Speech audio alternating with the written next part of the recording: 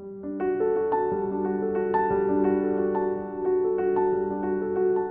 morning everyone, welcome back of another vlog of our channel.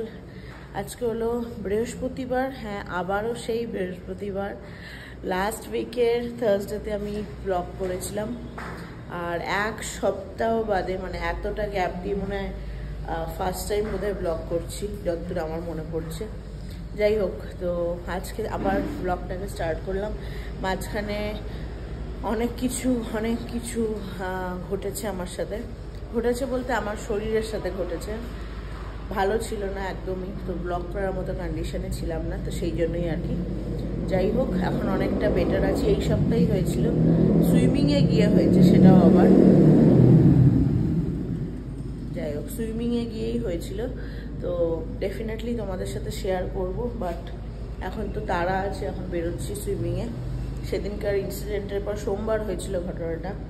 তো যাই হোক, সোমবারে হওয়ার পরে আর ব্লগ টক তো কিছু করতেই পারিনি, অসুস্থ ছিলাম, বাড়িতে ছিলাম। তো ফাইনালি আজকে আবার ব্লগটাকে শুরু করলাম। যাই হোক, আপাতত এখন যাচ্ছি সুইমিং ক্লাসে। আর এক সেকেন্ড, আর লিফটে এসেছে। আর তার সাথে সাথে আজকে আরেকটা কারণেও আজকে ব্লগ স্টার্ট করা। এখন তো অনেকটা গ্যাপ হয়েছে, আর সেকেন্ড হচ্ছে আজকে আমাদের সুইমিংয়ের লাস্ট দিন। অফিসিয়ালি লাস্ট দিন বলতে পারো কালকেই হয়ে গেছে। কালকে 29 মে ছিল, বুধবার। কালকে সুইমিং ক্লাস সেশন শেষ হয়ে গেছে। বাট যেহেতু আমি যেতে পারিনি, তো সেই জন্য কনফারেন্সের ক্লাস হিসাবে আজকের দিনটাই যাচ্ছি। এরপরে কখন কি কন্টিনিউ করবো জানি না। যাই হোক, আপাতত চলো, লেট হয়ে গেছে অনেকটা। আজকে 9:20 মতো বাজতে যায়, তো বেরোনো যাক। আপাতত সুইমিং করে এসে পরে আবার কথা হচ্ছে তোমাদের সাথে।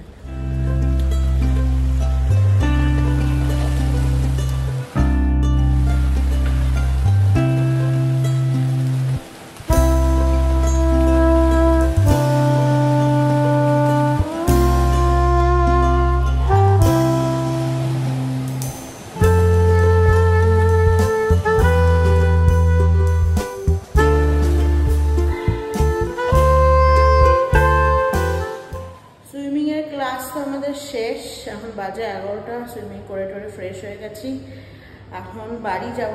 অর্ঘ্য আজকে ছিল, আজকে যত লাস্ট ডে আমি অর্ঘ্যকে বলেছিলাম একটু বসতে, তো আজকে অর্ঘ্য বসেছিল, আজকে বাড়ি যায়নি। কিন্তু লাস্ট মোমেন্টে অ্যাকচুয়ালি আমাদের ইন্টারনেট জিওর প্রচণ্ড প্রবলেম হচ্ছে। গতকাল ইভেন ওই আবার উপরে গিয়ে বানর কেটে দিয়েছে তার, তো কালকে এসে চেক করে গেছে, আজকে ওটা ঠিক করবে বলে এখন এসেছে। তো সেই জন্য অর্ঘ্য আমাকে বললো কি অটো করে চলে আসতে। তো শিকির অলরেডি সুইমিং হয়ে গেছিলো বলে শিকিকে অর্ঘ্যর সাথেই পাঠিয়ে দিয়েছি। আমি একটু আজকে বেশিক্ষণ করলাম লাস্ট ডে বলে। তো এখন আমি ফ্রেশ হয়ে গেছি, এখন আমি অটো করে বাড়ি যাব। ভেবেছিলাম যাওয়ার পথে ওই বৃহস্পতিবারের হাটটা অন দ্য ওয়েই পরে বাজার টাজার করে নিয়ে যাবো, বাজারে ব্যাগ নিয়ে এসেছিলাম। বাট অর্ঘ্য যেহেতু চলে গেছে, সুতরাং তো আর হবে না। এখন বাড়ি যাই, গিয়ে সেরকম হলে সন্তোষ তো জয়েন করে নিয়েছে অলরেডি লাস্ট ফ্রাইডে থেকে। তো সন্তোষ কিছু রান্না টান্না বলে দিয়ে তারপরে আবার বেরোবো। তো এই হচ্ছে আপাতত। যাই হোক, চলো। আর এরপরে সুইমিং আমাদের তো সেশন শেষ হয়ে গেল, কিন্তু নেক্সট কি করব কি না এখনও কিছু ঠিক করতে পারিনি। কারণ খুব ব্রিফে এক্সপ্লেন করে দিই, যেটা সকালে তোমাদেরকে বলছিলাম কি আগের মানে এই লাস্ট মানডে, মানে এই সপ্তাহের এই আজকে তো বৃহস্পতিবার, মানডেতে সুইমিং আমি এসেছিলাম। তো সেদিনকে সুইমিং ভালোভাবে করেওছি, বাট সকালে আমি যখন ঘুম থেকে উঠি আমার একটু অ্যাসিডিটি ফিল হচ্ছিল, ইনডাইজেশন মতো। কিন্তু সেটা সত্ত্বেও আমি এসেছিলাম, কারণ তার আগে 4 দিন কামাই হয়েছিল বলে। তো সুইমিং করে কোনো অসুবিধা হয়নি। ওঠার পরে ওয়াশরুমে এসে আমার 2বার ভমিট হয়। আমি 2বার ভমিটিং করার পরে সেদিনকে কেউ ছিল না।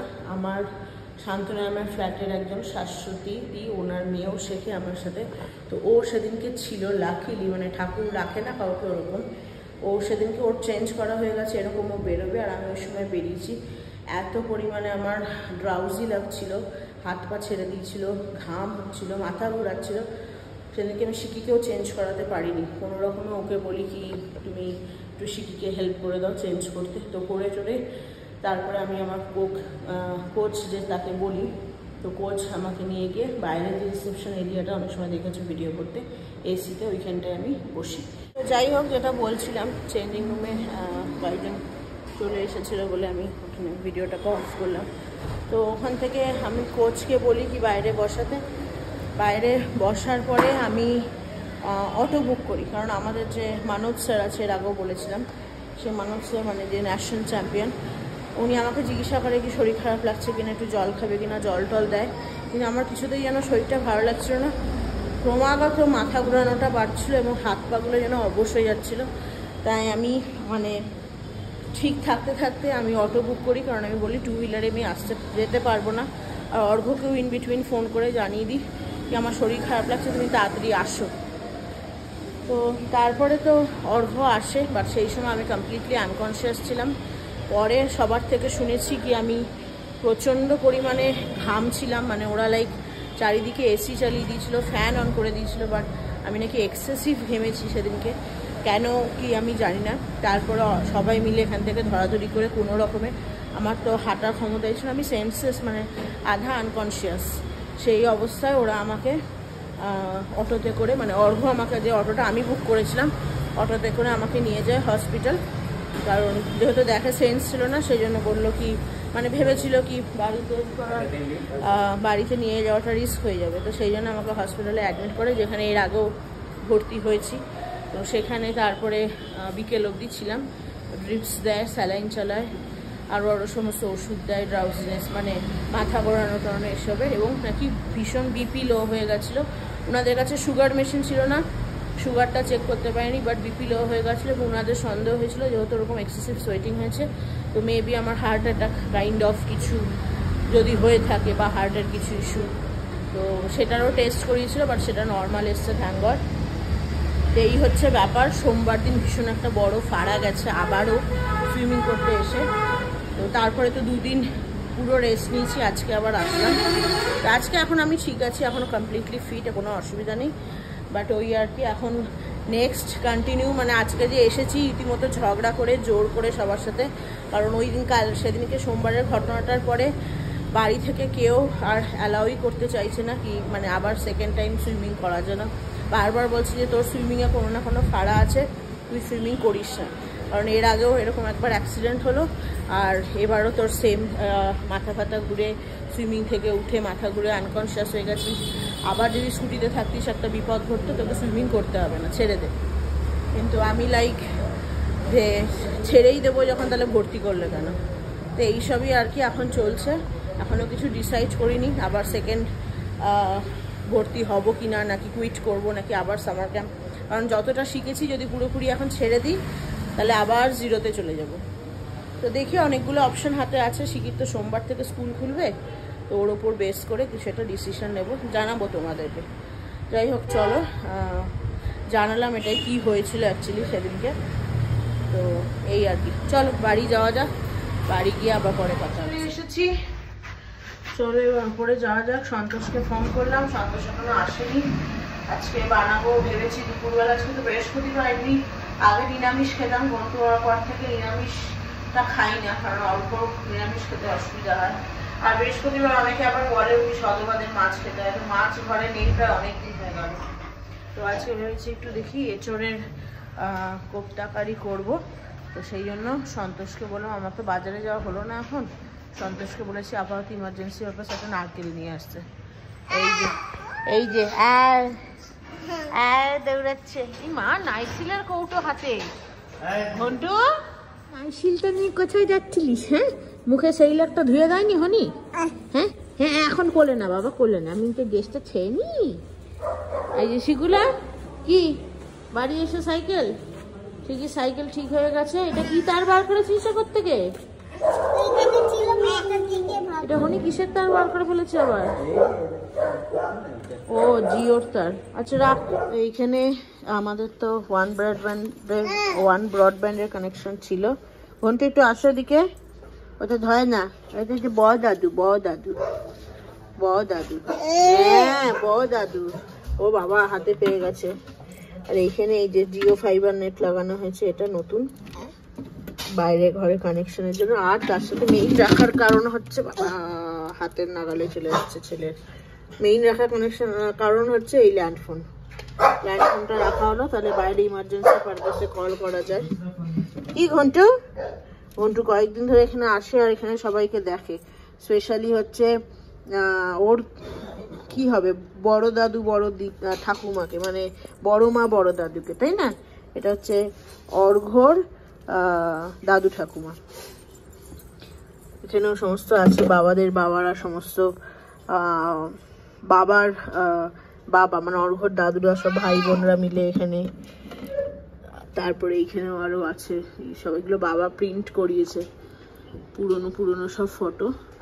ওই জন্য আমি এসেই বললাম কি এখানে রাখছো, কিন্তু দেখে এগুলো যেন কোনোভাবে ডিস্টার্ব না হয়, কারণ এগুলো বাবার এক একটা বলতে পারো মানে প্রাণ। যাই হোক, এটা রেখেছে, বাট এটাকে মনে হচ্ছে সরাতে হবে, কারণ ঘন্টুর হাতের নাগালে পড়ে গেলে এটা কাঁচ ভেঙে যাবে। মাঠ থেকে কয়েকটা কুরিয়ার আনিয়েছিলাম, এগুলো একবার দেখি ঠিকঠাক এসছে কিনা। আমার ফোন নাম্বারটা চেঞ্জ হয়ে যাতে এত সমস্যা হয়েছে। আগের ফোন নাম্বারে সব ছিল অ্যাকাউন্ট, সেগুলোকে আর নিচ্ছে না, ইমেল আইডি নতুন দিতে বলছে, নয়তো ফোন নাম্বার একই রাখতে বলছে, বিশাল সমস্যা। চলে এসছে, এইটা হচ্ছে তোমার প্রত্যেকটাই প্রথমবার ইউজ করবো মামাআর্থের প্রোডাক্ট, মানে এই রেঞ্জটা ফার্স্ট টাইম। এটা হচ্ছে অ্যান্টি ড্যান্ড্রফ শ্যাম্পু লেমনের, মুলতানি মিট্টি ফেস ওয়াশ, আর হচ্ছে এটা বিটরুট হাইড্রাফুল ময়শ্চারাইজার। প্যাকেটটা খোলা। আমাদের আজকে ব্রেকফাস্ট ঝুড়ো ম্যাগি। আমারটা তো ঝুড়ো ম্যাগির থেকে লঙ্কা ম্যাগি লাগছে দেখতে, এত লঙ্কা দিয়েছি। আর শিখিও তাই খাচ্ছে। ভালো হয়েছে? টেস্টি হয়েছে? তুই একটু লঙ্কা কুচনো নিবি? লঙ্কা নিবি? সত্যি তো? ঝাল হয়ে যাবে কিন্তু। দিচ্ছি। 2:45 বাজে। ফাইনালি রান্না বান্না কমপ্লিট করে দিয়ে সন্তোষ তো এসেছিল, সন্তোষ আছে এখন, রুটিটা করছে, রান্না বান্না সব হয়ে গেছে। তো সব কিছু করে দিয়ে এখন বেরোচ্ছি। অর্ঘ্যর তো আবার অফিস আছে। তো যাই হোক, অল্প স্বল্পই কিছু কেনাকাটা আছে। ওই বৃহস্পতিবারের যে হাটটা বসে যেখান থেকে আমরা কিনি, সেখান থেকেই কিনবো। শিখিও যাচ্ছে আমাদের সাথে, আমি অর্ঘ্য আর শিখি যাচ্ছি। আর হনিকে বললাম এই ফাঁকে আমি বাড়ি এসে তো পুজো করবো, কারণ আজকে বৃহস্পতিবার। তো হনির আজকে গোপালকে দুপুরের টাইমটাতে আর দেওয়ার ব্যাপার নেই। আর হনিকে বললাম পারুদের সবাইকে খাইয়ে দিতে আর ঘন্টুকে খাইয়ে দিতে। শিখি আর আমি তো লেট করে ব্রেকফাস্ট করেছি, তো আমরা এসে পুজো টুজো দিয়ে পরে খাই। ঠাকুরের ফুল নিয়ে নিলাম ওখান থেকে ওই দোকানটা থেকে নিলাম হচ্ছে রজনীগন্ধা, আর এখান থেকে নিলাম হচ্ছে ওই হলুদ ফুল। চলো, বাজার মোটামুটি হয়ে গেছে, শুধু লঙ্কা আর একটু ধনেপাতা নেবো। এখানে লঙ্কা নেই ঝালওয়ালা। বিনস ওইদিকে চলো একটু দেখে আসি। বাড়ি চলে এসেছি, 2:30 বাজে। চলো, অনেকটা লেট হয়ে গেল। বৃহস্পতিবার দিন বাইরে গিয়ে কেনাকাটা করে এসে বৃহস্পতিবারের পুজো করা মানে অনেক লেট। ঠাকুরের জন্য একটু লিচু কিনলাম, আর শিকিটাও পছন্দ করে। আর এই বৃহস্পতিবারের হাটে লিচুটা ভালো পাওয়া যায়। বন্ধ হয়ে যাবে না তো জেনারেটরে? যাই হোক, চলো আপাতত গিয়ে স্নান টান সেরে পুজো দিই। বৃহস্পতিবারের পুজো দেওয়া আমার কমপ্লিট। আজকে একটা পদ্ম ফুল নিয়ে এসেছিলাম, দাঁড়াও দরজাটা খুলে দেখাই। এই যে পদ্ম ফুল নিয়ে এসেছিলাম, আর এই রজনীগন্ধা। এখন ফুলের দাম প্রচন্ড, তো যাই হোক ওই রজনীগন্ধাটা একটু কম পড়ে বলে রজনীগন্ধা নিয়ে এসেছি। গাঁদা ফুলে বিক্রি হচ্ছে, বাট এই গাঁদা ফুলে এত পোকা হয় এখন। আর এই শিকুলালা আমাদের বসেছে এখানে। কি খেলছিস? এটাকে কি বলে বল? লুডো তো বলে। কি লুডো বলে? Snake ludo. কিন্তু দুঃখ হচ্ছে শিকির সাথে কেউ খেলছে না, তাই তো? চল খাবার খেয়ে নেবো, তারপরে বসে খেলবো আমরা। আমি তো খাইনি, ও শুধু নিজেরটা। আমি খেয়ে নিছি শুধু নিজেরটা। চেসের গুটি ওদিকে ফেলে দিয়েছে বিছানায়। আর এই যে আরেকজন স্কুবুলা, এই যে খুবই খেলবে তোর সাথে এসছে। আনছে কি কি হয়েছে দেখিয়ে দিই। এই হয়েছে বাসন্তী পোলাও, যদিও বাসমতি চালের, ওই ইন্ডিয়া গেটওয়ালা নয়, এই লোকাল মানে মুদিখানার দোকানগুলোতে পাওয়া যায় না, নর্মাল বাসমতি চাল, লুজ সেই বাসমতি চালের। ওই জন্য তো ঝরঝরে হয়নি খুব একটা। এইখানে হয়েছে এঁচোড়ের কোফতা কারি, আর হয়েছে তোমার হচ্ছে ডিমের ডালনা। এটা আসলে অর্ঘ্যকে টিফিন দেবো বলে সেই জন্য আর তাছাড়া আমাদেরও দুপুরের হয়ে যাবে। তো এই হয়েছে আজকে রান্না। চলো বসা যাক খেতে। সন্ধেবেলা ঘুম থেকে উঠে এখন আমার হঠাৎ করে খেতে ইচ্ছা হয়েছে হচ্ছে আলুর চপ। মানে ঘুমিয়েই ভাবছিলাম কালকে রাতে একটা ভিডিও দেখছিলাম আলুর চপ বানানোর। তো সেটা দেখেই ভাবলাম কি আলুর চপটা বানাবো, মানে খাবো। অনেক ভেবে চিনতে ভাবলাম কি শুরু করি, প্রথমবার বানাচ্ছি। তো পিছনে শুনতে পাচ্ছ কুকার সিটি দেবে করছে, আওয়াজ করছে। আলু সেদ্ধ করতে বসিয়ে দিয়েছি, আর ওদিকে পেঁয়াজ কাটছি। মানে কিছুটা আমি কেটেছি আর কিছুটা হনি কাটছি। আর এইখানে আমাদের ঘন্টুলালা বসেছিল পেঁয়াজ কাটবে বলে আমার সাথে। আমি তো আর নিজে না কেটে হনিকে দিয়ে দিলাম। এখন সে এখানে পেঁয়াজ খাচ্ছে, আর সুবি উঠেছে পাশে চেয়ারে বসেছে, যদি একটু পেঁয়াজ খাওয়া যায়। কি ভাও পেঁয়াজটা খেতে ভালো, পেঁয়াজটা খেতে ভালো তো। ওই দিদি ভাই আসছে পেঁয়াজ খেতে, দিদি ভাই আসছে। হ্যাঁ খাইয়ে দাও। না পোকা ওই একটু কালো কালো খোসা ছিল, এটা দেখে বলছি। পোকা নয়, এটা দাগ হয় পেঁয়াজে। এখানে পেঁয়াজ কেটেছি কিছু, এই যে আমি কুচিয়েছি। এগুলো অত ভালো হলো না বলে আমি আবার হনিকে বললাম হনি কাটো। হনি কাটা হয়ে গেছে, চলো দেখি রান্না করে যাই। এদিকে কুকারে সিটিও পড়ছে। হনির পেঁয়াজ কাটা কি সুন্দর কেটেছে, একদম পুরো মিহি। তোমার পেঁয়াজটা মানে সাদা ছিল নাকি গো? আর আমারটা মেশিনে আমি আধা করে কেটেও কি অবস্থা, মেশিনে দিয়েও এই অবস্থা। অনেকদিন মেশিনটা ইউজ করি না, ধার চলে গেছে। যাই হোক, এই দিয়ে বানাবো। আর লাগবে আদা রসুন বাটা। এটা নিরামিষ নয়, আমিষ চপ। আর এখানে কাজিয়া দুপুরবেলা শুতে যখন গেছি তখন দিয়ে গেছে কাঁঠাল। আলুর চপ বানানোর সাথে সাথেই রান্নাঘরে চলে এসেছে। শুরুই করতে পারলাম না, সবে কাটাকুটি চলছে, সে চলে এসেছে এখানে।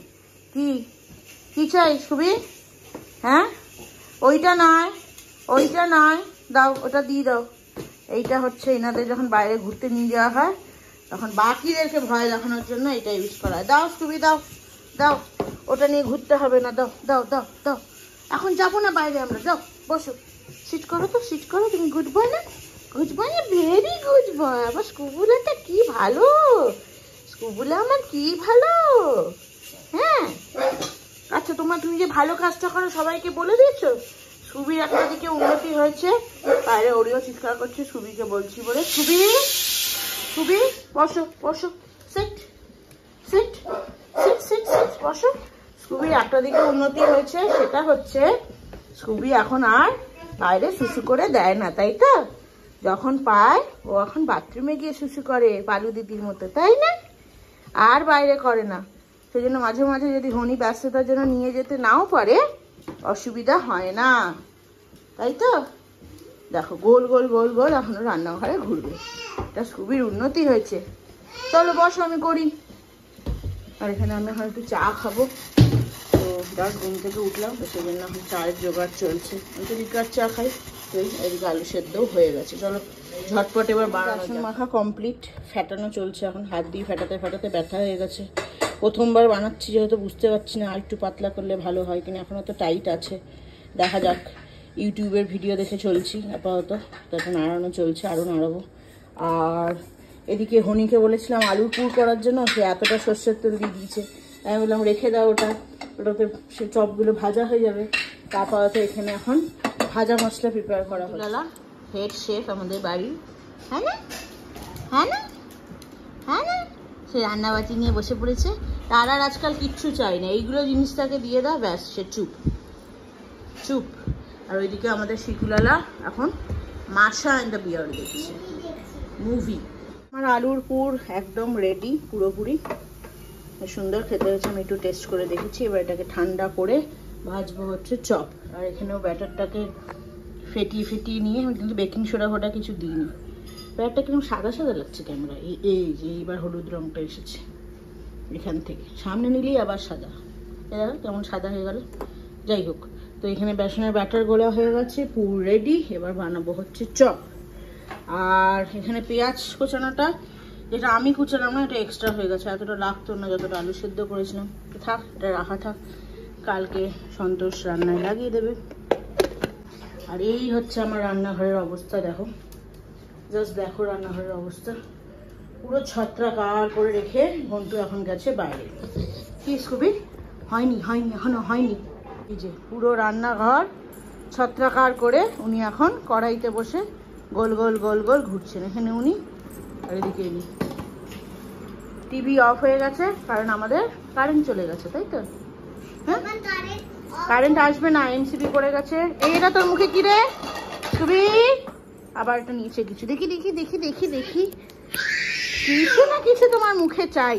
এটা খাওয়ার জিনিস, এটা খাওয়ার জিনিস। বসো, গুড বাই। হ্যাঁ, আলুর পুরগুলোকে আমি সব শেপ দিয়ে নিয়েছি, টিক্কা শেপ। একটু বেসন ছড়িয়ে নিয়েছি যাতে লেগে না যায়, ঠান্ডা হয়ে গেছে। এবার একটা একটা করে ভাজবো। তো ব্যাটার আমাদের রেডি। বাবা, ব্যাটারটা মোটা হয়েছে, এটাই ভয় লাগছে। দাঁড়া ঘন্টু, একটু দাঁড়া। পারবো তো? ভয় করছে। জয় মা।